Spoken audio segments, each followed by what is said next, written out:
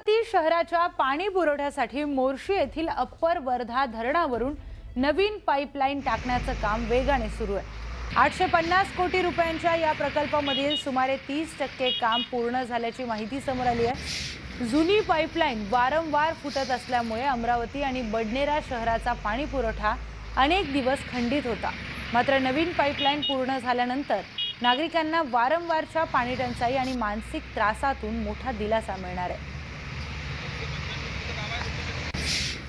अमरावती आणि बडनेरा शहराला मोर्शीच्या अप्पर वर्धा धरणावरून पाणी पुरवठा केला जातो। अमरावती शहराची ही महत्त्वाची लाईफलाईन आहे। मात्र गेल्या 35 वर्षापूर्वी मोर्शीच्या अप्पर वर्धा धरणावरून अमरावती आणि बडनेरासाठी जो पाणी पुरवठा ती पाईपलाईन टाकण्यात आली होती। मात्र त्या पाईपलाईनचं आयुष्य संपल्यामुळं ती पाईपलाईन ठिकठिकाणी वारंवार उन्हाळ्यामध्ये प्रेशर आल्यामुळं पाईपलाईन वारंवार फुटत असते आणि त्यामुळं अमरावती शहरातील नागरिकांना नाहक उन्हाळ्यामध्ये वारंवार महिन्यातून दोन तीनदा असा अनेकदा पाणी पुरवठा खंडित होतो आणि पाणी पुरवठा मिळत नसल्यामुळे नागरिकांना त्रास सहन करावा लागतो।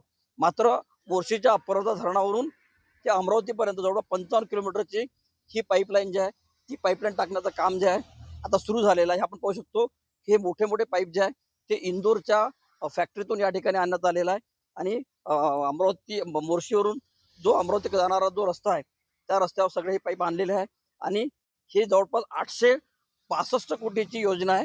अमृत योजनेमध्ये ह्या पाईपलाईनचं काम केलं जात आहे। जवळपास 55 किलोमीटरची पाईपलाईन ही आहे आणि यासाठी तत्कालीन जे अर्थमंत्री होते अजितदादा पवार यांच्याकडे सतत अमरावतीचे जे आमदार आहे संजय खोडके यांनी पाठपुरावा केला आणि त्यामुळं ही पाईपलाईन जी आहे मंजूर झालेली आहे। जवळपास या पाईपलाईनचं काम जे आहे 30% पूर्ण झालेलं आहे आणि हे पाईपलाईनचं काम पूर्ण झाल्यानंतर अमरावती शहराला सुरळीत पाणी पुरवठा मिळेल। त्यामुळं तातडीनं या पाईपलाईनचं काम पूर्ण करावं आणि अमरावती बडनेरा शहरातील नागरिकांना सुरळीत पाणी पुरवठा द्यावा अशी मागणी जी आहे ती नागरिकांकडून होत आहे। व्हिडिओ जर्नलिस्ट सागरसह संजय शेंडे, न्यूज 18 मराठी, अमरावती।